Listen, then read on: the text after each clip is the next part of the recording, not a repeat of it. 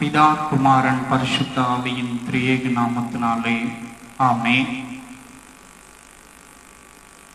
ஆண்டவரும் இரட்சகருமாகிய இயேசு கிறிஸ்துவின் இனிதான நாமத்தினாலே இந்த சாம்பல் புதன் ஆராதனையை அனுசரிக்கும்படியாய் நாம் இங்கு கூடி வந்திருக்கிறோம். 2000 வருடங்களுக்கு முன்பதாய் ஆண்டவராகிய இயேசு கிறிஸ்து தன் ஊழிய பாதையை துவங்குவதற்கு முன்பதாக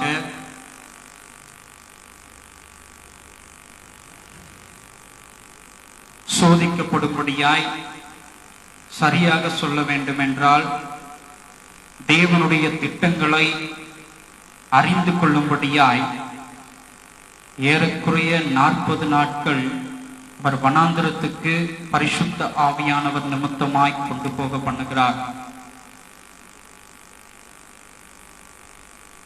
அப்படிப்பட்டதான அந்த நாளை நாம் இன்றைக்கு அனுசரித்துக் கொண்டிருக்கிறோம். ஜெபம் செய்வோம்.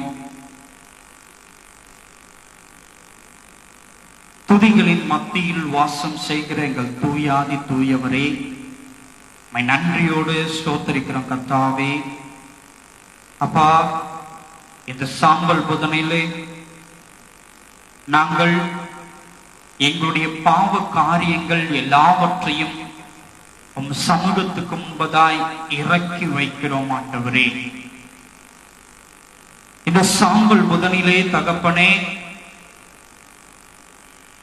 எங்களுடைய உலகத்தின் நிமித்தமாய் காணப்படுகிறதான எல்லா பாவ கரைகளையும் உம்முடைய பாதபடியிலே நாங்கள் இறக்கி வைக்கிறோம் சுவாமி. எங்களை குறித்ததான உம்முடைய பரலோகத்தின் திட்டத்தை அறிந்து கொள்ளும்படியாய் நாங்கள் எல்லாவற்றையும் அறிக்கை செய்கிறோம் ஆண்டவரே. அதற்கு எங்களுக்கு தகுதிப்படுத்தும்படியாய் இன்றைக்கு இருக்கிறதான இந்த தியான வார்த்தைகள் காணப்பட நீர் கிருபை அருளச் செய்வீராக. ஒவ்வொரு இருதயங்களும் திறக்கப்படும்படியாய் நீர் பேசுவீராக. இயேசுவின் மூலம் கேட்கிறோம் ஜீவனுள்ள நல்ல பிதாவே, ஆமென். கிறிஸ்துவுக்குள் அருமையான தேவனுடைய ஜனமே,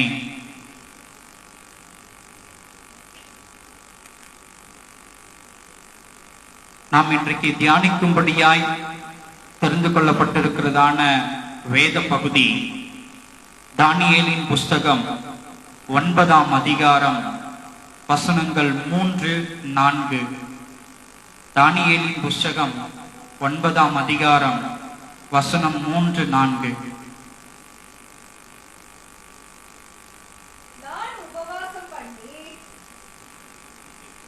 நான் உபவாசம் பண்ணி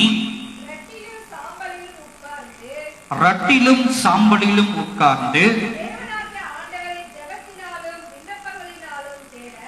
தேவனாகிய ஆண்டவரை ஜெபத்தினாலும் விண்ணப்பங்களினாலும் தேட என் முகத்தை அவருக்கு நேராக்கி என் தேவனாகிய கர்த்தரை நோக்கி ஜெபம் பண்ணி பாவ அறிக்கை செய்து, ஆ ஆண்டவரே, உம்மில் அன்பு கூர்ந்து உம்முடைய கற்பனைகளை கை கொள்ளுகிறவர்களுக்கு உடன்படிக்கையையும் கிருபையையும் காக்கிற மகத்துவமும் பயங்கரமுமான தேவனே. கிறிஸ்துவுக்குள் அருமையான தேவனுடைய ஜனமே, நாம் தியானிக்கும்படியாய் தெரிந்து கொள்ளப்பட்டதான தலைப்பு சாம்பல். நாம் தியானிக்கும்படியாய் தெரிந்து கொள்ளப்பட்டதான தலைப்பு சாம்பல். இந்த சாம்பலை குறித்து நாம் தியானிப்போமானால், இந்த சாம்பல் எதிலிருந்து கிடைக்கப்படுகிறது? ஒரு பொருளை எரித்தால் அந்த பொருளின் எரித்தன்மை எல்லாம் கடந்து போன பின்பு அந்த எரித்தன்மை அற்ற நிலையில் வேறொன்றுக்கும் அதிலிருந்து தன்மைகளை எடுபட முடியாத நிலையில் காணப்படுகிறதான ஒரு பொருள்தான் என்னவாய் காணப்படுகிறது? சாம்பலாய் காணப்படுகிறது. உதாரணத்துக்கு சொல்ல வேண்டும் என்றால், ஒரு சாண வரட்டி இருக்குல்ல, அந்த வரட்டியை வரட்டி என்கிறதான அந்த ஒரு பொருளை நாம் எரிப்பதின் நிமித்தமாய் அது எரியூட்டப்பட்டு நன்றாய் எரிந்து கடைசியாய் அந்த எரித்தன்மை எல்லாம் போன பின்பு மீண்டு கிடைப்ப பொருள் தான் என்னவா இருக்கிறது? சாம்பலாய் இருக்கிறது.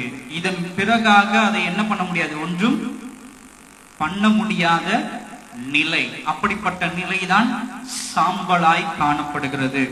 கிறிஸ்துவுக்குள் அருமையான தேவனுடைய ஜனமே, நாம் வேதத்திலிருந்து இந்த சாம்பலை குறித்து தியானிப்போமானால், தானியேல் இங்கே சொல்லுகிறார், நான் உபவாசம் பண்ணி ரட்டிலும் சாம்பலிலும் உட்கார்ந்து தேவனாகிய ஆண்டவரை ஜெபத்தினாலும் விண்ணப்பங்களினாலும் தேட என் முகத்தை அவருக்கு நேராக்கி. அவர் என்ன சொல்றான் தானியேல்? நான் சாம்பலில் ரட்டுடுத்தி அமர்ந்து என் தேவனுக்கு முன்பாக என் முகத்தை நேராக்கி. எதற்கு அவன் முகத்தை நேராக்க வேண்டும்? எந்த காரியத்துக்காய் அவன் நேராக்க வேண்டும் என்று நாம் கூர்ந்து ஆராய்ந்து பார்ப்போமானால், கிறிஸ்துவுக்குள் அருமையான தேவனுடைய ஜனமே, ஒரு வெளிப்பாடு தானியேலுக்கு கிடைக்கப்படுகிறது. அந்த வெளிப்பாடு கிடைக்கப்படுவதின் நிமித்தமாய் தானியேல் என்ன பண்றாரு? ரட்டுடுத்தி சாம்பலிலே வருத்தி தேவனிடத்திலே ஜெபம் செய்கிற ஒரு மனிதனாய் காணப்படுகிறார். எதற்காக அவர் ஜெபிக்கிறார்? தன்னுடைய மக்களுக்காய், தன் தேசத்தின் மக்களுக்காய், தன் குடிகளின் மக்களுக்கு ஒரு பிரச்சனை ஏற்பட போகிறது என்பதை குறித்து தேவனிடத்திலிருந்து கிடைக்கப்பட்டதான வெளிப்பாடின் நிமித்தமாய் அந்த மக்கள் இப்படிப்பட்ட பிரச்சனையில் மாட்டிக்கொள்ளக்கூடாது, சிக்கிக்கொள்ளக் கூடாது என்பதற்காக தானியேல் தன்னை என்ன பண்றாரு? சாம்பலில் இருந்து தேவனிடத்திலே மன்றாடுகிறவராய் காணப்படுகிறார். யாருக்காக? இஸ்ரவேல் என்கிறதான ஜனக்கூட்டத்துக்காக. என்ன காரணம்? தேவனாகிய கர்த்தர் நெகேமியாவின் நிமித்தமாய் தீர்க்க தரிசனமாய் உரைக்கப்பட்டதான ஒரு காரியமாய் அக்காரியம் காணப்படுகிறது. அது என்ன காரியமாய் இருக்கிறது? இஸ்ரவேல் ஜனங்கள் அவர்கள் செய்த பாவத்தின் நிமித்தமாய், அவர்கள் செய்ததான நிர்வாணத்தின் நிமித்தமாய் என் நாசியிலே அவர்கள் பாவம் கோபமாய் ஏறினபடியினாலே அந்த இஸ்ரவேல் என்கிறதான ஜனக்கூட்டத்தை நான் என்ன பண்ண போகிறேன்? சிதறடிக்க பண்ண போகிறேன். அதில் அந்த ஜனக்கூட்டம் ஒருவர் கூட நிலை நிற்க கூடாதபடிக்கு, அந்த இஸ்ரவேல் என்கிறதான தேசத்தில் நிலை நிற்க மாட்டாதபடிக்கு அனைத்து ஜனங்களையும் அந்த தேசத்தை விட்டு சிதறடித்து போகிறேன் என்று என்ன பண்றாரு? தேவனாகிய கர்த்தர் நெகேமியாவின் நிமித்தமாய் அங்கே தீர்க்க தரிசனம் வெளிப்படும்படியாய் உரைக்கப்படும்படியாய் காரியம் அங்கே நடைபெறுகிறது. இதை அறிந்ததான தானியேல் ஒரு புத்தகத்தின் நிமித்தமாய் இதை படித்து அதை தெளிவிக்கப்பட்டதான இந்த தானியேல் இந்த இஸ்ரவேல் ஜனங்களுக்கு ஏற்பட போகிறதான இந்த துன்பத்தை குறித்து, இந்த இஸ்ரவேல் ஜனங்களுக்கு ஏற்படக்கூடியதான இந்த கஷ்டத்தை, அவர்கள் சிதறடிக்க போகிறதான இந்த பாடுகளை குறித்து அவன் என்ன பண்றான்? மனம் கசந்து, ஐயோ தேவனாகிய கர்த்தாவே, என் ஜனங்களுக்கு இப்படிப்பட்டதான பாடுகள் ஏற்படக்கூடாது என்று தேவனிடத்தில் அவன் மன்றாடி ஜெபிக்கிறவனாய் காணப்படுகிறான். ஒரு மன்றாட்டு ஜெப வீரனாய் அவன் காணப்படுகிறான்.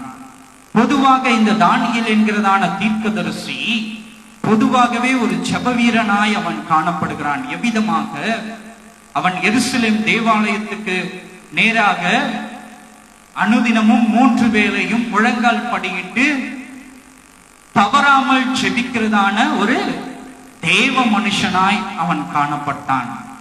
அப்படி இருந்த நாட்களிலே இன்னும் அதிகமாக தன்னுடைய ஜனங்கள் மீது வைத்ததான அன்பின் நிமித்தமாய், எருசலேம் பட்டணத்தில் வசிக்கிறதான அந்த இஸ்ரவேல் ஜனங்கள் மீது வைத்ததான அன்பின் நிமித்தமாய் அவன் என்ன பண்றான்? அந்த வெளிப்பாடு அவனுக்கு கிடைக்கப்பட்ட பொழுது அவன் முதலாவது என்ன பண்றான்? சாம்பலில் போய் ரட்டுடுத்தி சாம்பலில் உட்கார்ந்து தேவனுடைய சமூகத்திலே மன்றாடி ஜெபிக்கிறவனாய் காணப்படுகிறான். கிறிஸ்துவுக்குள் அருமையான தேவனுடைய ஜனமே, சற்று இந்த இடத்திலே கூர்ந்து நீங்கள் கவனிக்க வேண்டிய தருணமாய் தருணம் காணப்படுகிறது. முதலாவது, இந்த தானியேல் ஒரு ஜெப வீரனாய் காணப்படுகிறான். எப்படி? அவன் 3 வேளையும் தவறாமல், நேரம் தவறாமல், நேரத்தோடே குறித்த நேரத்திலே தேவனிடத்தில் ஜெபிக்கிற ஒரு மனுஷனாய் அவன் காணப்படுகிறான். இந்த வார்த்தையை அவன் கேள்விப்பட்ட பொழுது, இந்த தீர்க்க தரிசனத்தை அவன் கேள்விப்பட்ட பொழுது, அவன் முதலாவது என்ன செய்திருக்க வேண்டும்? என்ன செய்திருக்க வேண்டும்? தேவனிடத்திலே முழங்கால் படியிட்டு ஜெபித்திருக்கலாம் அல்லவா? அவனுடைய ஜெபம் தேவனாகிய கர்த்தர் நிச்சயமாய் கேட்டிருப்பார் அல்லவா? பிறகு ஏன் இந்த தானியேல் முழங்கால் படியிட்டு தேவ சமூகத்தில் ஜெபிப்பதற்கு பதிலாக அவன் ரட்டுடுத்தி தன் வஸ்திரங்களை எல்லாவற்றையும் களைந்து, தன் வஸ்திரங்களை எல்லாவற்றையும் அவன் களைத்து போட்டு, அவன் ரட்டுடுத்தி சாம்பலில் உட்கார்ந்து தேவனிடத்திலே மன்றாடி ஜெபிக்கிறவனாய் எதற்கு அவன் காணப்பட வேண்டும்? ஏனென்றால் இங்கே தேவ கோபத்துக்கு ஆளாக்கப்பட்டிருக்கிறார்கள். யார்? இஸ்ரவேல் என்கிறதான ஒரு ஜனக்கூட்டம். இஸ்ரவேல் என்கிறதான ஒரு ஜனக்கூட்டம் எதற்காக அங்கு தேவ கோபத்துக்கு ஆளாக்கப்பட்டிருக்கிறார்கள்?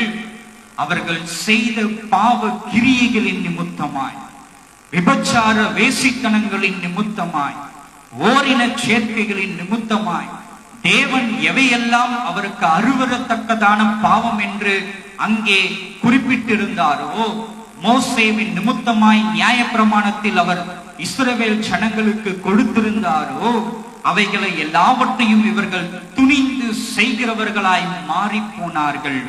தேவனுக்கு கீழ்ப்படியாதவர்களாய், தேவனை விட்டு விலகின ஒரு ஜனமாய் இந்த இஸ்ரவேல் என்கிறதான ஜனம் மாறிப்போனதின் நிமித்தமாய் தேவ கோபத்துக்கு ஆளாக்கப்பட்டவர்களாய், இன்னும் குறிப்பாய் ஆழமாய் சொல்ல வேண்டுமானால் வேறு வழியே இல்லாத நிலை அங்கே ஏற்பட்டதின் நிமித்தமாகத்தான் எல்லாவற்றையும் அவன் துறந்து, எல்லாவற்றையும்னா தன் ஸ்தானத்தை எல்லாவற்றையும் அவன் துறந்து. ஏன் தன் ஸ்தானத்தை? இந்த தானியேல் எப்படிப்பட்டதான ஒரு மனுஷன்? அந்த தேசத்திலே ஒரு அரசாங்க உத்தியோகத்தில் ஒரு ராஜாவுக்கு அடுத்த நிலையிலே இருக்கிறதான ஒரு மிகப்பெரியதான ஒரு அந்தஸ்துடையதான ஒரு மனிதனாய் இந்த தானியேல் காணப்பட்டான். அந்த பட்டணத்துக்கு இந்த தானியேல் அடிமையாகத்தான் பிடித்து போகப்பட்டான். ஆனால் தானியேலும் கூட தேவனாகிய கர்த்தர் இருந்ததின் நிமித்தமாய் அடிமையாய் போனதான அந்த தேசத்திலே தானியேலை தேவனாகிய கர்த்தர் அங்கே என்ன பண்றாரு? ராஜாவுக்கு அடுத்த ஸ்தானத்திலே அங்கே நியமித்து வைக்கிறார். அப்படிப்பட்டதான ஒரு அரசாங்கத்தின் நிமித்தமாய் ஒரு உயர்ந்த பதவியில் இருக்கிறதான இந்த தானியேல் தன்னுடைய அரசாங்கத்தின் நிமித்தமாய் கிடைக்கப்பட்டதான அந்த மேன்மைகளை எல்லாவற்றையும் உதறி என்ன பண்றான்? ரட்டுடுத்துறான். ரட்டுனா என்ன?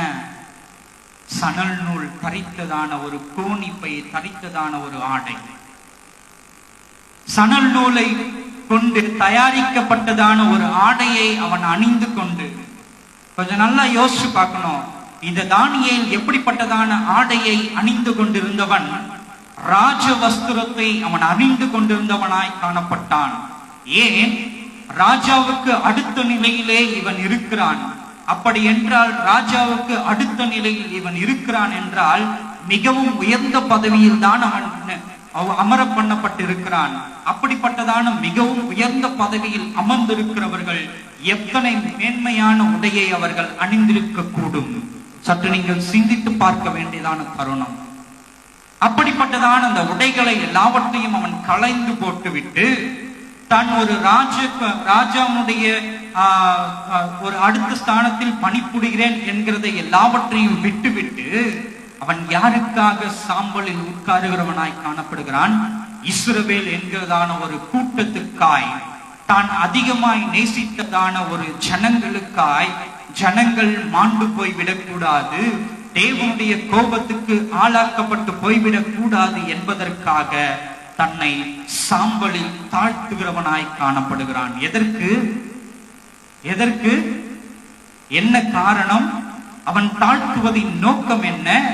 நான் முழங்கால் படியிட்டு சாம்பலில் உட்கார்ந்து ஜெபம் செய்தால், சாம்பலில் என்னை அமர பண்ணினால், நிச்சயமாய் தேவனாகிய கர்த்தருடைய இருதயத்திலிருந்து ஒரு கருணை பிறப்பிக்கப்பட்டு இந்த தேசத்தின் குடிகள், இந்த மக்கள், நான் அதிகமாய் நேசிக்கிறதான இந்த இஸ்ரவேல் ஜனங்கள் ஒருவேளை காக்கப்படுவார்கள் என்கிறதான அந்த நம்பிக்கையின் நிமித்தமாய் இவன் என்ன பண்றான்? சாம்பலில் உட்காருகிறவனாய் காணப்படுகிறான். அல்லேலூயா, அல்லேலூயா. ஏன் அவன் சாம்பல்ல உட்காரணும்? காரணம் என்ன? வேற வழியே கிடையாது. அந்த அளவுக்கு இஸ்ரவேல் ஜனங்கள் மிக கொடியதான ஒரு பாவங்களை செய்ததின் நிமித்தமாக, அந்த பாவங்கள் எல்லாம் கோபமாக தேவன் ஆசியில் ஏறினதன் நிமித்தமாய் அவர்கள் சிதறடிக்கப்பட வேண்டியதான ஒரு தருவாயாய் அவருடைய காணப்பட்டது. இதற்கு ஒரே வழி, தன்னை தாழ்த்துவதின் நிமித்தமாக தேவனிடத்திலிருந்து ஒரு கருணை பிறப்பிக்கப்படும் என்பதை அவன் அறிந்திருந்தபடியினாலே தன் ஆடைகளை எல்லாவற்றையும் அவன் களைந்து, ஏபோத்தை அவன் தரித்துக் கொண்டு, சணல் நூலை அவன் தரித்துக் கொண்டு என்ன பண்றான்? சாம்பலில் அமருகிறவனாய், அமர்ந்து ஜெபம் செய்கிறவனாய் காணப்படுகிறான் என்று தானியேல். இன்னொரு மனிதனை கூட நாம் பார்க்கலாம். எடுத்து வாசிப்போம். யோனாவின் புஸ்தகம் 3ஆம் அதிகாரம் 4ஆம் வசனம். யோனா 3:4.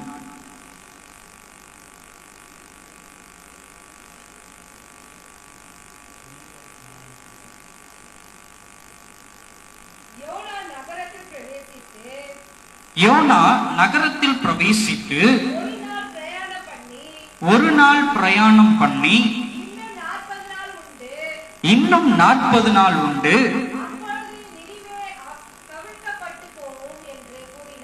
அப்பொழுது நினிவே கவிழ்க்கப்பட்டு போகும் என்று கூறினான். அப்பொழுது நினிவேயில் உள்ள ஜனங்கள் தேவனை விசுவாசித்து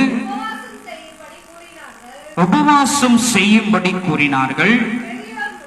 பெரியோர் முதல் சிறியோர் மட்டும் ரட்டுடுத்தி கொண்டார்கள். இந்த செய்தி நினிவேயின் ராஜாவுக்கு எட்டின பொழுது அவன் தன் சிங்காசனத்தை விட்டு எழுந்து தான் உடுத்தியிருந்த உடுப்பை கழட்டி போட்டு ரட்டை உடுத்திக் கொண்டு சாம்பலிலே உட்கார்ந்தான். கிறிஸ்துவுக்குள் அருமையான தேவனுடைய ஜனமே,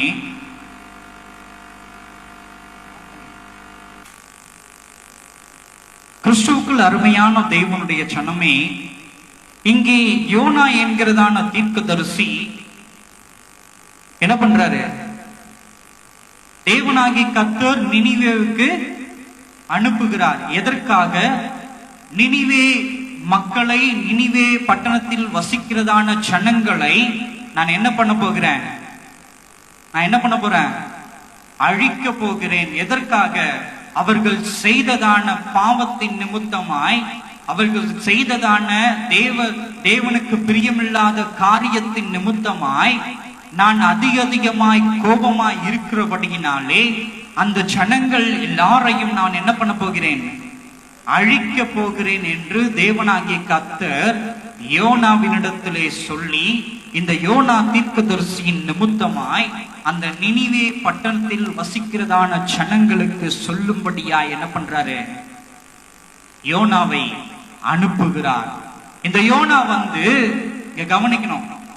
இந்த யோனா அந்த நினிவேயின் ஜனங்களுக்கு அவன் சொன்ன பொழுது, அந்த நினிவேயின் ஜனங்கள் அதை கேள்விப்பட்ட பொழுது அவர்கள் செய்ததான காரியம் தான் இங்கே எப்படிப்பட்டதாய் காணப்படுகிறது. அப்பொழுது நினிவே கழுவிக்கப்பட்டு போகும் என்று கூறினான். அப்பொழுது நினிவேயில் உள்ள ஜனங்கள் தேவனை விசுவாசித்து உபவாசம் செய்யும்படி கூறினார்கள். பெரியோர் முதல் சிறியோர் மட்டும் ரட்டுடுத்தி கொண்டார்கள். இந்த செய்தி நினிவேயின் ராஜாவுக்கு எட்டின பொழுது அவன் தன் சிங்காசனத்தை விட்டு எழுந்து தான் உடுத்தியிருந்த உடுப்பை கழட்டி போட்டு ரட்டை உடுத்தி கொண்டு சாம்பலிலே உட்கார்ந்தான் என்று இங்கு வேதவசனம் சொல்லுகிறது. கிறிஸ்துவுக்குள் அருமையான தேவனுடைய சனமே, ஆண்டவராகிய தேவனாகிய கர்த்தர் நினிவே ஜனங்களை அழிக்க போகிறேன் என்று யோனாவின் நிமித்தமாய் சொன்னது மாத்திரத்திலே அந்த ஜனங்கள் இது தேவனிடத்திலிருந்து கடந்து வந்ததான ஒரு வார்த்தை என்று முதலாவது அவர்கள் விசுவாசித்தவர்களாய் காணப்படுகிறார்கள். அவர்கள் விசுவாசித்தபடியினாலே அதை அவர்கள் என்ன பண்ணாங்க, உடனடியாய் கடைபிடிக்க வேண்டும். தேவனிடத்திலிருந்து இரக்கத்தை நாம் பெற்றுக்கொள்ள வேண்டும். ஏனென்றால் தேவ கோபத்துக்கு நாம் ஆளாக்கப்பட்டு இருப்போமானால் ஒருவேளை தேவன் நம்ம என்ன பண்ணுவார், கொன்று போடுவார். அதனால் நாம் இந்த பூமியிலே வாழ முடியாத நிலையாய் காணப்பட்டு விடும் என்று அவர்கள் பயந்ததின் நிமித்தமாய் என்ன பண்றாங்க, அந்த தேசத்தில் இருந்ததான பெரியோர் முதல் சிறியோர் வரைக்கும், அதாவது எல்லாருமே குழந்தைங்க முதற்கொண்டு வயதானவர்கள் வரைக்கும் எல்லாரும் என்ன பண்றாங்க, ரட்டுடுத்தி சாம்பலிலே உட்காருகிறவர்களாய் காணப்படுகிறார்கள். அல்லேலூயா, அல்லேலூயா. அது மாத்திரமல்லாமல் இந்த செய்தி அந்த தேசத்தை ஆளுகிறதான ராஜாவுடைய காதுகளுக்கு செல்லுகிறது. தேசத்தின் குடிகள், தேசத்தில் வாழுகிறதான இந்த ஜனங்கள் இவ்விதமாக தேவ மனுஷன் ஒருவன், யோனா என்கிறதான ஒரு மனுஷன் நம்முடைய பட்டணத்துக்கு வந்து தேவனாகிய கர்த்தர் நீங்கள் செய்த பாவத்தின் நிமித்தமாய் இந்த பட்டணத்தை அழிக்க போகிறார் என்று சொன்னதின் நிமித்தமாய் அவன் பேச்சை கேட்டு இந்த ஜனங்கள் விசுவாசித்து ரட்டுடுத்தி சாம்பலில் உட்கார்ந்திருக்கிறார்கள். யாரும் என்ன பண்ணல, எந்த உணவையும் சாப்பிடவில்லை. அவர்கள் உபவாசித்து தேவனிடத்திலே மன்றாடி ஜெபிக்கிறவர்களாய் காணப்படுகிறார்கள் என்று ராஜாவுக்கு அறிவிக்கப்பட்ட பொழுது அதை கேள்விப்பட்டதான இந்த தேசத்தின் ராஜா என்ன பண்றான், உடனடியாக அடுத்த நொடி பொழுதே தன் வஸ்திரங்களை எல்லாவற்றையும், ராஜ வஸ்திரங்கள் எல்லாவற்றையும் அவன் களைந்து போட்டு என்ன பண்றான், ராஜா நினிவே என்கிறதான ஒரு பட்டணத்தை அரசாட்சி செய்கிறதான ஒரு ராஜா தன் ராஜரீக சிம்மாசனத்தை விட்டு தன்னுடைய வஸ்திரங்களை எல்லாவற்றையும் விட்டு தன் ராஜா என்கிறதான அந்த நிலையை விட்டு ஒரு சக மனுஷனாக அந்த பட்டணத்தின் குடிகளை போலவே, அந்த பட்டணத்தில் வசிக்கிறதான ஜன கூட்டத்தை போலவே, அந்த மக்களை போலவே தன்னை தாழ்த்துகிறவனாய் அவன் காணப்பட்டான். தன்னை தாழ்த்தி எப்படி அந்த ஜனங்கள் ரட்டுடுத்தி சாம்பலில் அமர்ந்திருக்கிறார்களோ உபவாசித்து, அதே போல தன் வஸ்திரங்களை எல்லாவற்றையும் அவன் களைந்து என்ன பண்றான், இந்த ராஜாவும் ரட்டுடுத்தி கொண்டு சணல் நூல் என்கிறதான அந்த ரட்டுடுத்தி கொண்டு சாம்பலில் உட்கார்ந்து உபவாசித்து தேவனிடத்திலே அவன் மன்றாடி ஜெபிக்கிறவனாய் காணப்படுகிறான். எதற்கு? தேவ கோபத்தின் நிமித்தமாய் என் தேசம் அழிந்து போக கூடாது என்பதற்காக. தேவ கோபத்தின் நிமித்தமாய் என் ஜன மக்கள் அழிந்து போக கூடாது என்பதற்காக ஒரு ராஜா தன் நிலையை விட்டு, ராஜா என்கிறதான் அந்த நிலையை விட்டு அவன் துறந்து என்ன பண்றான், தன் தவறை உணர்த்தப்பட்டது நிமித்தமாய் தன் தவறை அவன் உணர்ந்ததினால் ரட்டுடுத்தி கொண்டு சாம்பலில் உட்கார்ந்து தேவ சமூகத்திலே அவன் மன்றாடி ஜெபிக்கிறவனாய் காணப்படுகிறான். எதற்கு? தேவன் எங்கள் மீது இரக்கம் கொள்ள வேண்டும் என்பதற்காக. தேவனாகிய கர்த்தர் அந்த ஜனங்களுக்கு ஒரு இரக்கம் பாராட்ட வேண்டும் என்பதற்காக. கிறிஸ்துவுக்குள் அருமையான தேவனுடைய ஜனமே, இதே போலத்தான் ஆண்டவராகிய இயேசு கிறிஸ்து கூட உங்களுக்காகவும் எனக்காகவும் அவர் கல்வாரி சிலுவையில் பாடுபட்டு மரிப்பதற்கு முன்பதாக தன் தேவ திட்டங்களை அறிந்து இந்த ஜனங்கள் சாபத்திலிருந்து மீண்டு வர வேண்டும், தேவனுடைய கோபத்திலிருந்து இவர்கள் அழிந்து போக கூடாது என்பதற்காக தன்னுடைய சரீரத்தை அவர் ஒப்புக் கொடுத்தவராய் காணப்பட்டார். யார்? ஆண்டவராகிய இயேசு கிறிஸ்து.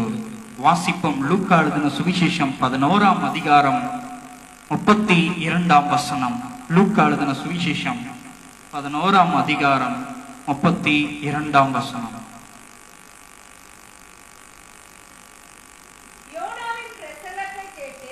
ஒரு நிமிஷம்.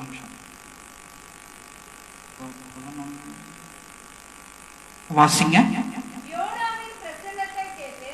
யோனாவின் பிரசங்கத்தை கேட்டு நினிவே பட்டணத்தார் மனம் திரும்பினார்கள். இதோ யோனாவிலும் பெரியவர் இங்கே இருக்கிறார். ஆதலால் நியாய தீர்ப்பு நாளிலே நினிவே பட்டணத்தார் இந்த சந்ததியாரோடு எழுந்து நின்று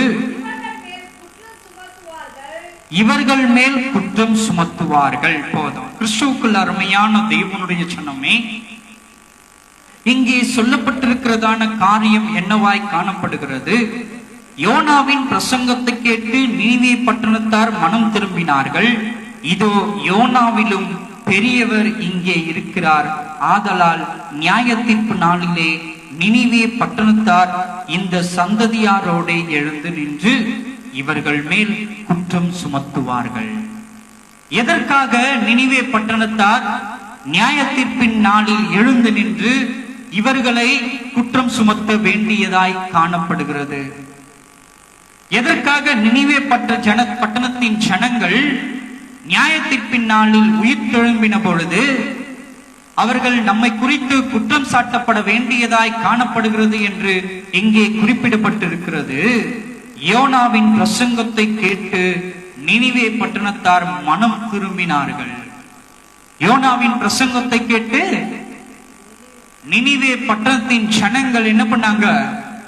ரட்டுடுத்தி சாம்பலில் உட்கார்ந்து தேவனுடைய பாதத்தில் தன்னை தாழ்த்தினபடியினாலே தேவ இரக்கத்தை அவர்கள் பெற்றுக் கொண்டார்கள் என்று நாம் வேதத்திலே வாசிக்கிறோம்.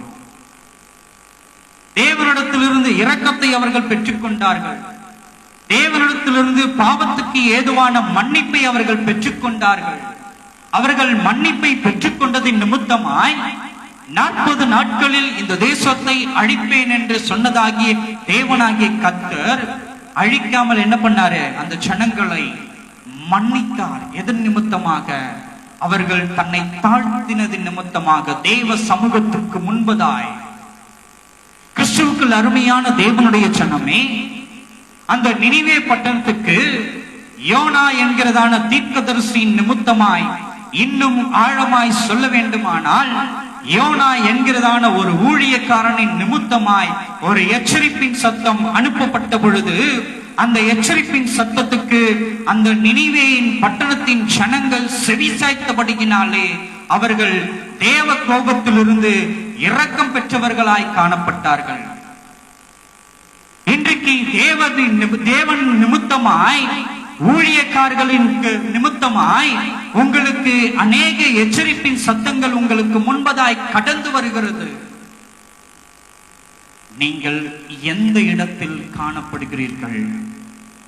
அதை ஏற்றுக்கொள்ளுகிறதான இடத்தில் நீங்கள் காணப்படுகிறீர்களா என்று உங்கள் இருதயத்தை நீங்கள் ஆராய்ந்து பார்க்க வேண்டிய தருணமாய் இருக்கிறது.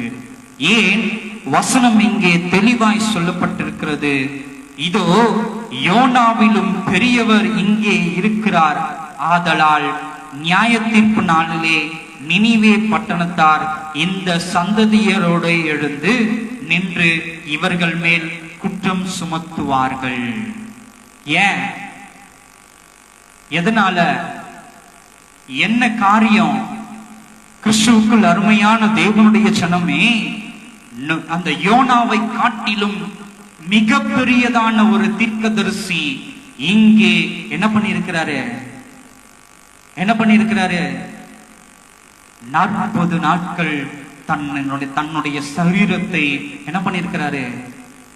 தாழ்த்தி தேவனிடத்திலே மன்றாடி ஜெபித்திருக்கிறவராய் காணப்படுகிறார். யார்? ஆண்டவராகிய இயேசு கிறிஸ்து. எதற்காக? நீங்களும் நானும் செய்ததான பாவத்தின் அகோரம் தேவனுடைய சமூகத்துக்கு எட்டினதினாலே, தேவனாகிய கர்த்தர் நம் மீது ஏற்பட்டதான கோபத்தின் அந்த வீரியம் களைக்கப்படும்படியாய், தேவனிடத்திலிருந்து மனிதனுக்கு ஒரு இரக்கம் கிடைக்கப்படும்படியாய் யார் தன்னை தாழ்த்தினது? ஆண்டவராகிய இயேசு கிறிஸ்து உங்களுக்காகவும் எனக்காகவும் தன்னை தாழ்த்துகிற ஒரு தேவனாய் காணப்பட்டார். தாழ்த்துகிற ஒரு கிறிஸ்துவாய் அவர் காணப்பட்டார். எடுத்து வாசிப்போம். மார்க் எழுதின சுவிசேஷம் 1 அதிகாரம் 12-13 நாம் வாசிக்க கேட்போம். மார்க்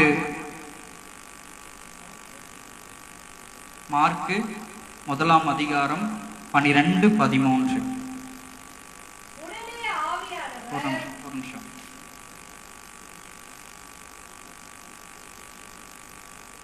வாசிங்க. உடனே ஆவியானவர்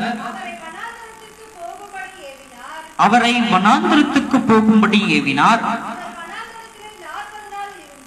அவர் வனாந்திரத்திலே 40 நாள் இருந்து சாத்தானால் சோதிக்கப்பட்டு அங்கே காட்டு மிருகங்களின் நடுவிலே சஞ்சரித்துக் கொண்டிருந்தார். தேவ தூதர்கள் அவருக்கு ஊழியம் செய்தார்கள். கிறிஸ்துவுக்குள் அருமையான தேவனுடைய ஜனமே, அங்கே லூக்கா எழுதின சுவிசேஷத்தில் நாம் பார்த்தது போல யோனாவை காட்டிலும் பெரியவராய் யார் இருக்கிறது? ஆண்டவராகிய இயேசு கிறிஸ்து அங்கே காணப்படுகிறவராய் இருக்கிறார். இந்த வசனத்தை நாம் சற்று ஆழமாக தியானிப்போமானால், உடனே ஆவியானவர் அவரை வனாந்திரத்துக்கு போகும்படி ஏவினார். அவர் வனாந்திரத்திலே 40 நாள் இருந்து சாத்தானால் சோதிக்கப்பட்டு அங்கே காட்டு மிருகங்களின் நடுவிலே சஞ்சரித்துக் கொண்டிருந்தார். யாரோடு கூட அவர் சஞ்சரித்துக் கொண்டிருந்தார்? யாரோடு கூட அவர் சஞ்சரிக்கிற ஒரு தேவகுமாரனாய் அவர் காணப்பட்டார். ஆண்டவராகிய இயேசு கிறிஸ்து தேவனோடு கூட ஒரு சஞ்சரிக்கிறவராய் காணப்பட்டார். எந்த இடத்திலே? வனாந்திரத்திலே. எதற்காக? மனிதனுக்கும் தேவனுக்கும் ஏற்பட்டிருக்கிறதான பாவத்தின் நிமித்தமாய் ஏற்பட்டிருந்ததான அந்த பிளவுக்கு பரிகாரம் செய்யும்படியாக,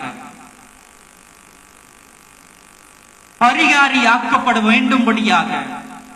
இன்னும் தெளிவாக சொல்ல வேண்டுமானால், தன்னையே பலி கொடுக்கும்படியாக, ஏக பலியின் சுதனாக தன்னை ஒப்பு கொடுக்கும்படியாக அந்த 40 நாட்கள் அளவும் தேவனோடு கூட ஒரு சஞ்சரிக்கிறவராய் காணப்படுகிறார். சற்று நீங்கள் சிந்தித்து பார்க்க வேண்டும். சற்று நீங்கள் ஆழ்ந்து இதை கூர்ந்து கவனிக்கிறவர்களாய் பார்க்க வேண்டும். தானியேலை பாருங்கள். தானியேலுக்கு ஒரு விஷயம் வெளிப்படுத்தப்பட்ட பொழுது அவன் தன் நிலையை மறந்து தன்னை தாழ்த்தி ரட்டுடுத்தி அவன் என்ன பண்ணான்? சாம்பலிலே உட்கார்ந்தான். அதே போல நினிவே ஜனங்கள் என்ன பண்ணாங்க? அவர்களுக்கு வெளிப்படுத்தின பொழுது ரட்டுடுத்தி தன் நிலையை விட்டு சாம்பலிலே உட்கார்ந்தார்கள். ராஜாவும் தன் நிலையிலிருந்து கீழே இறங்கி அவன் ரட்டுடுத்தி சாம்பலில் உட்கார்ந்தான் என்று பார்க்கிறோம். ஆனால் ஆண்டவராகிய இயேசு கிறிஸ்து இங்க என்ன பண்ணப்பட்டிருக்கிறாரு? 40 நாள் அளவும் வனாந்திரத்துக்கு கொண்டு போகப்பட்டிருக்கிறார். இந்த இடத்திலே நீங்கள் கூர்ந்து கவனிக்க வேண்டியதான ஒரு தருணம். அவர் நமக்காக, யாரு? ஆண்டவராகிய இயேசு கிறிஸ்து நமக்காக தன்னிலையை தாழ்த்தினவராய் காணப்படுகிறார். எப்படி? சற்று நீங்கள் ஆராய்ந்து பார்ப்பீர்கள் என்றால், தேவனாகிய கர்த்தருக்கு சரிசமமான ஒரு நிலை அடைந்தவர் தான் ஆண்டவராகிய இயேசு கிறிஸ்து. எப்படி சொல்லுகிறேன் என்றால், தேவன் எந்த நிலையில் காணப்படுகிறாரோ அதே நிலையில் தான் தன் குமாரனையும் வைத்திருக்கிறவராய் அவர் காணப்படுகிறார். அதுதானே உண்மை, அதுதானே உண்மை, அதுதானே சத்தியமாய் காணப்படுகிறது. தேவனாகிய கர்த்தர் எந்த நிலையில் இருக்கிறாரோ அதே நிலையில் இருக்கிறவர் தான் தேவனுடைய குமாரனாகிய கிறிஸ்துவாகிய இயேசு கிறிஸ்துவும் அதே நிலையில் நித்திய ராஜ்யத்தில் வீற்றிருந்தவர் தான் ஆண்டவராகிய இயேசு கிறிஸ்து. இப்போ தேவனாகிய கர்த்தர் பூமியிலே இந்த பூமியிலே மனுஷனை சிருஷ்டித்த பொழுது அவன் எந்த நிலையிலே சிருஷ்டிக்கிறார்? மனுஷனை மூன்றாவது நிலையிலே சிருஷ்டிக்கிறார். எப்படி அவர் மூன்றாவது நிலையிலே சிருஷ்டிக்கிறார்? முதலாவது நிலை தேவனாகிய கர்த்தராய் காணப்படுகிறார். இரண்டாவது நிலையிலே தேவனாகிய கர்த்தருக்கு பணிவிடை செய்யும்படியாய் தேவ தூதர்களை படைத்து தன்னோடு கூட நித்திய ராஜ்யத்திலே அவர் வைத்துக் கொண்டவராய் காணப்பட்டார். முதல் நிலையார் தேவனாகிய கர்த்தர். இரண்டாவது நிலையிலே படைக்கப்பட்டவர்கள் யார்? தேவ தூதர்கள், தேவனுக்கு பணிவிடை செய்கிறதான, தேவனுக்கு ஊழியம் செய்கிறதான அடுத்த ஸ்தானத்துக்கு படைக்கப்பட்டவர்கள் தேவ தூதர்களாய் காணப்படுகிறார்கள்.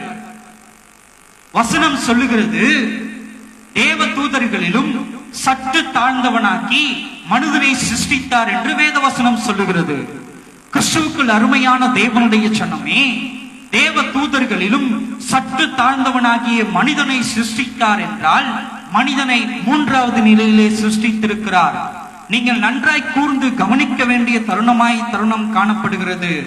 முதல் நிலையில் காணப்பட்டதான இயேசு கிறிஸ்து, முதல் நிலையை இருக்கிறதான தேவனாகிய கர்த்தருடைய ஒரே பேரான குமாரனாகிய கிறிஸ்து தன் இரண்டாவது நிலையை, முதல் நிலையிலிருந்து இரண்டாவது நிலையை விட்டு மூன்றாவது நிலைக்கு தாழ்த்தப்பட்டு ஒரு குழந்தையாக இந்த பூமியிலே பிறந்திருக்கிறார். தாழ்மையின் ரூபம் எடுத்து அவர் பிறந்திருக்கிறவராய் காணப்படுகிறார். புரியுதா உங்களுக்கு? அவர் எப்படி தன்னை தாழ்த்தி இருக்கிறார்? எப்படி ஒரு ராஜா தன் ராஜ வஸ்திரத்தை களைந்து அவன் என்ன பண்றான்? ரட்டுடுத்தி சாம்பலில் அமருகிறானோ, தன் நிலையிலிருந்து தாழ இறங்கி, அதே போல ஆண்டவராகிய இயேசு கிறிஸ்துவும் தன் முதன்மையின் நிலையை விட்டு கீழே இறங்கி தன்னுடைய என்ன பண்றாரு? மனிதன் என்கிறதான மூன்றாவது நிலைக்கு தன்னை தாழ்த்தி ஒரு குழந்தையாக அவர் இந்த பூமியிலே பிறந்தார். அந்த மூன்றாவது நிலையில் தன்னை தாழ்த்தி பிறந்ததின் நிமித்தமாய் அவர் வளர்ந்து தன்னுடைய வாலிப பருவத்திலே தன்னுடைய ஊழியத்தை அவர் செய்ய முற்படும் நாட்களிலே, தன்னுடைய ஊழியத்தை அவர் துவங்குவதற்கு முன்பதாக அவர் என்ன காரியங்களை செய்ய வேண்டும், எதற்காக இந்த பூமியிலே அவர் அனுப்பப்பட்டார், எந்த நோக்கத்துக்காக தன் நிலையிலிருந்து அவரை தாழ்த்தப்பட்டார் என்பதை அவருக்கு உணர்த்தும்படியாக ஆவியானவருடைய நிமித்தமாய் வனாந்தரத்துக்கு கொண்டு போக பண்ணுகிறார். யார்? ஆண்டவராகிய இயேசு கிறிஸ்து. வனாந்தரத்துக்கு கொண்டு போகப்பட்டு அந்த வனாந்தரத்திலே 40 நாட்கள் அளவும் தன்னுடைய கல்வாரி சிலுவையை குறித்தும் ஊழிய பாதையில் அவள் நடந்து போகிறதான பாதையை குறித்தும் தேவனாகிய கர்த்தரின் நிமித்தமாய் அவர் என்ன பண்றார்? எல்லாவற்றையும் அறிந்து கொள்ளுகிறவராய் காணப்படுகிறார். அல்லேலூயா, அல்லேலூயா. உங்களுக்காகவும் எனக்காகவும் ஆண்டவராகிய இயேசு கிறிஸ்து தன் நிலையை விட்டு, அந்த ராஜ சிங்காசனத்தை விட்டு, அந்த ராஜரீகத்தை விட்டு, இந்த பூமியின் ராஜரீகம் அல்ல, பரலோகத்தின் ராஜரீகத்தை விட்டு எங்க தாழ்த்திருக்கிறார்?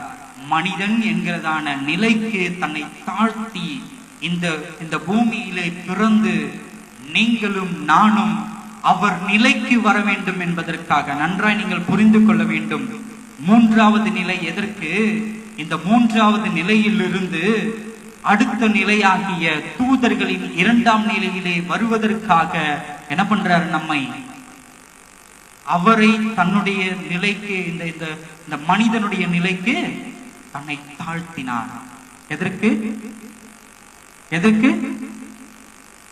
நீங்களும் நானும் நிலையை உயர்த்தப்பட வேண்டும் என்பதற்காக தன் முதல் நிலையை 3வது நிலைக்கு தன்னை தாழ்த்தினார்.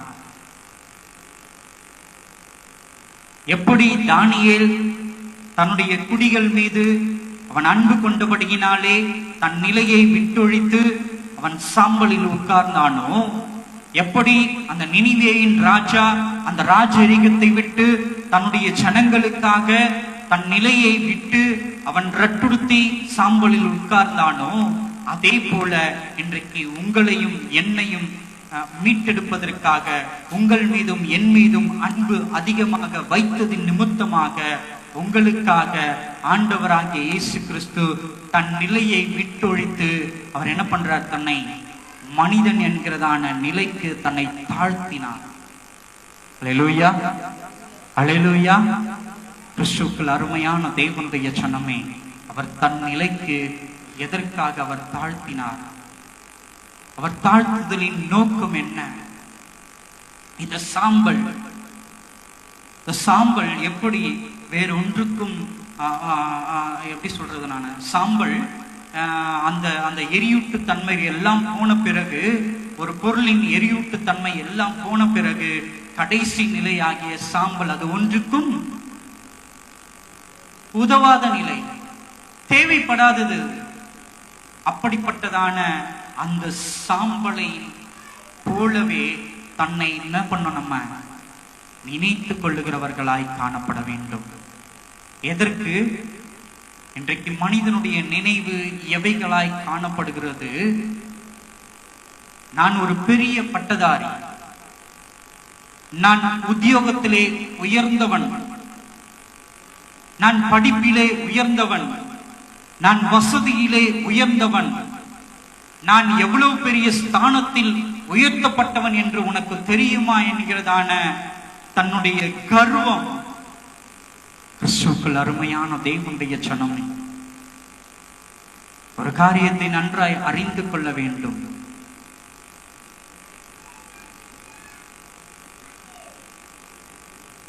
இந்த சாம்பலை நீங்கள் நினைத்து பாருங்கள்.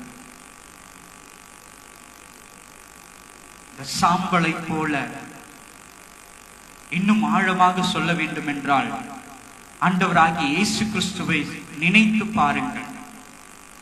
ஆண்டவராகிய இயேசு கிறிஸ்துவை போல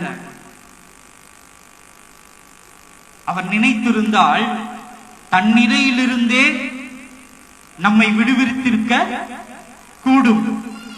ஆனால் அப்படி செய்யாமல் தன் நிலையிலிருந்து மனிதனுடைய நிலைக்கு தாழ்ந்து, எப்படி அவர் தாழ்மையை வெளிப்படுத்தி தன்னை தாழ்த்தி மனிதனுடைய பாவத்துக்காக பாவ நிவாரண பலியாக தன்னையே ஒப்பு கொடுத்தாரோ, அதே போல இன்றைக்கு நீங்களும் நானும் தன் நிலையை விட்டொழித்து, தன் நிலையை எப்படி விட்டொழிக்க முடியும்?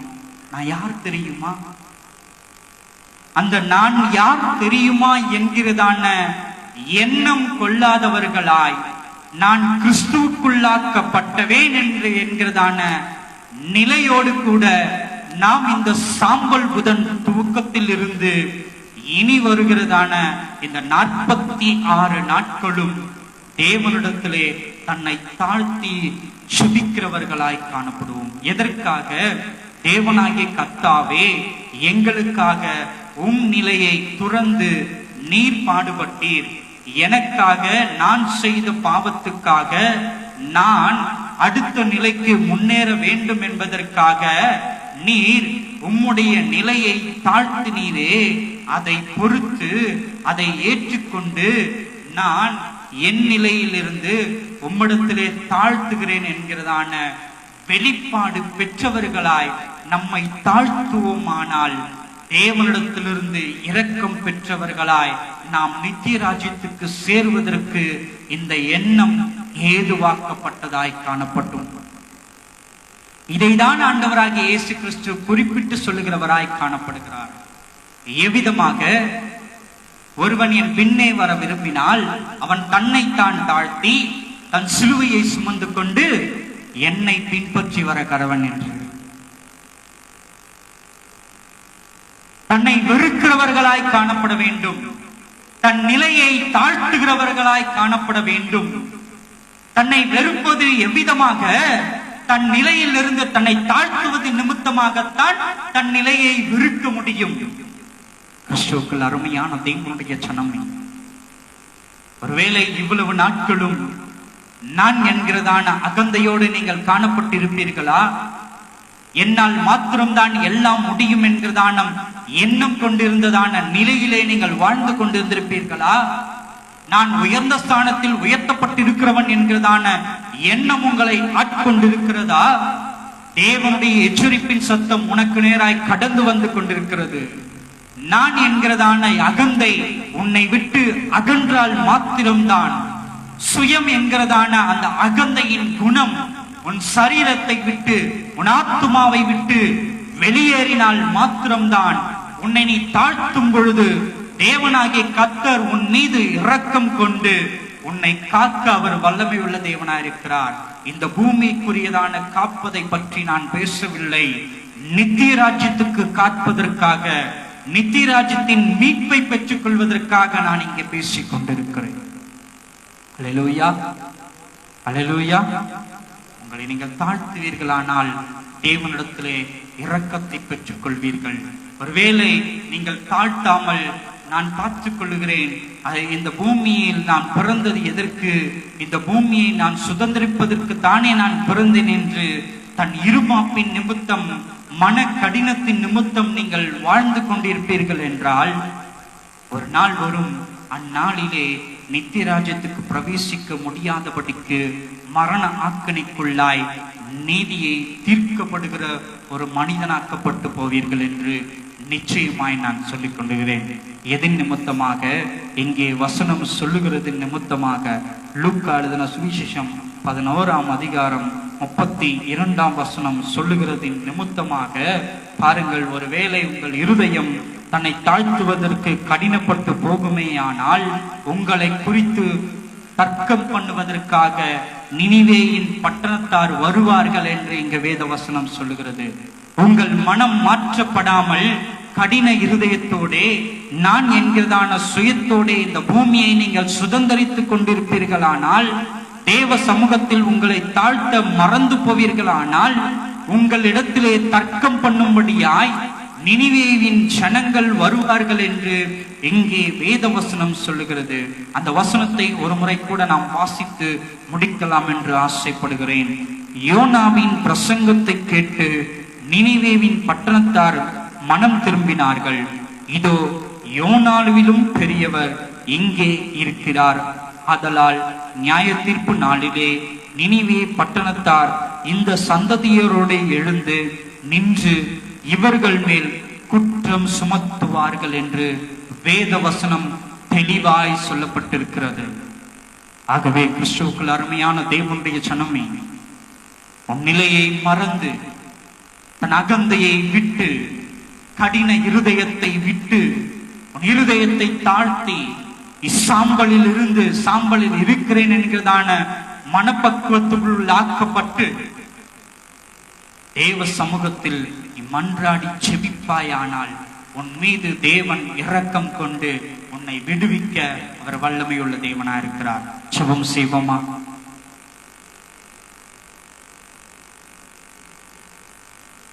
சர்வ வல்லமையுள்ள தேவனே, நன்றியோடு சோத்திரிக்கிறோம் ஐயா. உடைய நாமத்தை நாங்கள் தொழுது கொள்கிறோம் ஆண்டவரே. அப்பா, இவ்வளவு நாட்கள் தகப்பனே, எங்கள் நிர்விசாரணத்தின் நிமித்தமாய் இந்த பூ உலகை சுதந்திரித்துக் கொண்டு இந்த பூ உலகின் மாயத்திலே நாங்கள் வாழ்ந்து தகப்பனே, இதுதான் உண்மை என்பதை அப்பா நாங்கள் மறந்தவர்களாய் நாங்கள் காணப்பட்டு விட்டோம் ஆண்டவரே.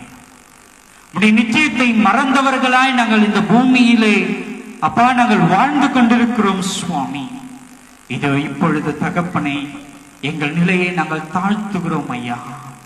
எங்கள் மீது நீர் இரக்கம் பாராட்டுவீராக. எப்படி நினிவே மக்கள் மீது இரக்கம் பாராட்டினீரோ அதே போல தகப்பனே எங்கள் மீதும் இரக்கம் பாராட்டுவீராக.